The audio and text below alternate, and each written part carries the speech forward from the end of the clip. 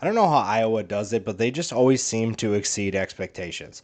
This is a team that many didn't expect to be great last year, and they made it to the Big Ten championship game. Now, I don't think anybody expects Iowa to completely drop off, but I think that they fluctuate so much in terms of national expectation. They expect them to be solid, but it really just comes down to what their ceiling is going to be.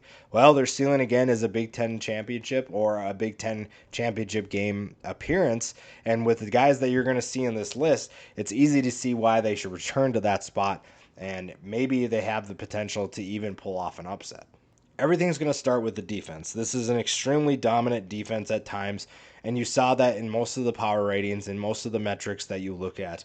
Jack Campbell is a big reason why. 140 tackles, 3.5 tackles for loss, 1 sack, 6 passes defended, 2 interceptions. This is your definition of a playmaker. He is a leader that knows exactly how to make plays.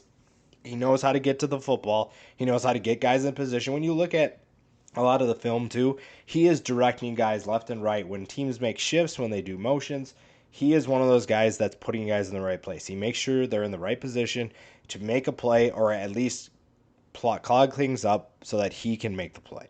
And that's something that's invaluable. That's something that they are really going to enjoy. And Iowa's going to have one of the best trios of linebackers, if not, you could make an argument they have the best trio of linebackers in the entire country. The Hawkeyes secondary takes a huge blow after losing a number of talented and experienced players. However, Riley Moss is back, and if he stayed healthy, you're talking about a guy who could compete or maybe even win the Jim Thorpe Award. You're looking at 5 passes defended and 4 interceptions. The 2 pick sixes against Indiana as a start year were a great start, and that's huge. And now he has to be that leader that helps new guys step up, new guys contribute and make things better in the secondary.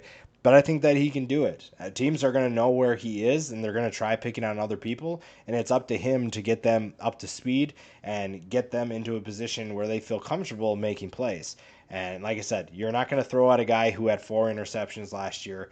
You know what Riley Moss is capable of doing, and if he stays healthy in the entire year, there's no reason why he can't replicate those stats even with teams throwing away from him. Tight ends at Iowa have been really fun to watch. This is really one of Iowa and Wisconsin are 2 of those teams that when you're talking tight ends, you kind of look at them and think, what do they have coming this year? And Sam Laporta is going to be the next in a great line of tight ends. 670 yards and 3 touchdowns last season. He could be the go-to option for Spencer Petras in the passing attack. Now, the passing attack needs to be better. That's plain and simple. This is in a conference where everybody knows you're trying to run the football, you have to be better throwing the ball. And with a guy like Sam Laporta, you have a great athletic option at pass catcher, a guy who's really good. At times there are some drops that you maybe have some concerns with, but he is a go-to receiver, pass catcher, if you will. And he's going to be one of those guys that is going to step up and be what they need. It's just a matter of getting him the football. And like I said, with the tradition that they have, there's high expectations, and I don't have any doubts that Sam Laporta can't meet them. We talk about linebackers before. Seth Benson honestly will push Jack Campbell for being the best on the team, and he does a lot of the things that Jack Campbell does. 105 tackles, 5.5 tackles for loss, 2 sacks, 3 passes defended, 1 interception. So all of his stats for the most part are right there with Campbell. And you're looking at the teams are going to know where Jack Campbell is, but that opens things up for Seth Benson. When they focus on what Seth Benson is going to do, that opens things up for Jack Campbell. And we're going to talk about another guy that benefits when teams are trying to take both of them away. They're going to attack, you got to attack somebody. You can't just pick and let them, dominate and ruin things for you. So you got to find a way to find a weakness. And it's going to be really hard to do that with the front 7 that Iowa has returning. On the offensive line, losing Tyler Linderbaum is going to be a huge blow. And, for any team that loses a guy like Tyler Linderbaum, it's going to be huge to lose. However, I think a lot of people are excited about Iowa's offensive line. I think that they are excited about the talent they have returning. There's plenty of options, and Connor Colby is one of those guys. This is an experienced player who can really get that team back up to speed. Replacing Linderbaum isn't going to be easy, and one guy is not going to do that, but I think that there's a lot of people who are excited and think that they could be even a little bit better as a whole, even though Linderbaum isn't there. We talked about that front seven, and honestly, the defensive line could be even more terrifying than it was last year. Obviously, you lose Zach Van Valkenburg. Joe Evans is going to be a huge player to have returning. I think he is going to step up and maybe even be better than Zach was. Look what he did last year: 7 tackles for loss, 7 sacks. Nobody really talked about him in the Big Ten at all. Obviously, the people who know him knew what he could do, but you're looking at a front seven that returns really most of their key players. And Joe Evans is a guy that's going to lead the way on the defensive line. There's plenty of other options too, so it's really hard to pick just one guy.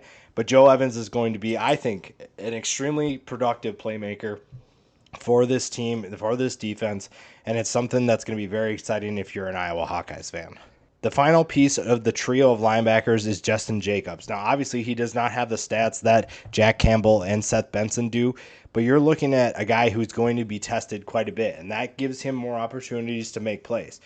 And honestly, true playmakers are going to welcome that opportunity. They're going to welcome a chance to make plays, to show their teammates what they can do, to show opposing teams that, hey, I know you know about these two guys, but I'm also going to be able to make life very difficult for you. And that's something that really is an underrated aspect. But teams are going to probably pick on Justin Jacobs because they know that there's two other guys that they're not really confident they can block on a consistent basis. And it just comes down to, what does Jacobs do to deter them from doing that? We talked about the passing attack before. Spencer Petras just has to take a step forward.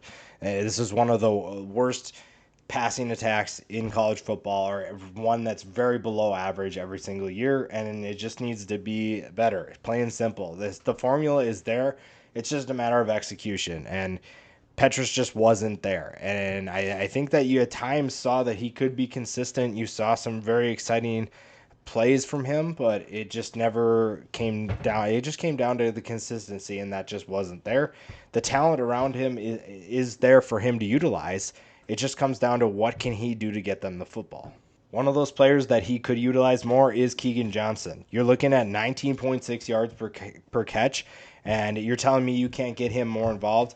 This is something that they have to do. Keagan Johnson is an extremely explosive playmaker that I hope they utilize more, because he might not be a 1,000-yard receiver, but if he gets up to between that 6, 7, even 800-yard mark, you're talking about an offense that's going to be tough to stop, because they're not going to stop running the football. But if you're able to utilize the passing attack more and be more consistent in terms of that regard, this is a team that you're not going to want to face on a weekly basis. And speaking of running the ball, losing Tyler Goodson was always going to hurt, but I think Gavin Williams brings some of that excitement back. Obviously he has big shoes to fill, but this is a rushing attack that is going to be relied upon until the passing attack can show that it can be what it needs to be.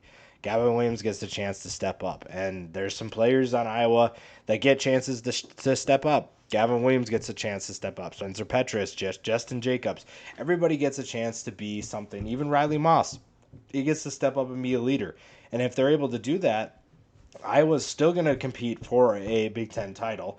That's the expectation this year. But it just comes down, the difference is between can they do it and actually doing it on the field. It's between potential and execution. And right now the potential is there. It just comes down to, can you step up and can you take a step forward and bring home some hardware and bring home a trophy that people really aren't expecting you to do.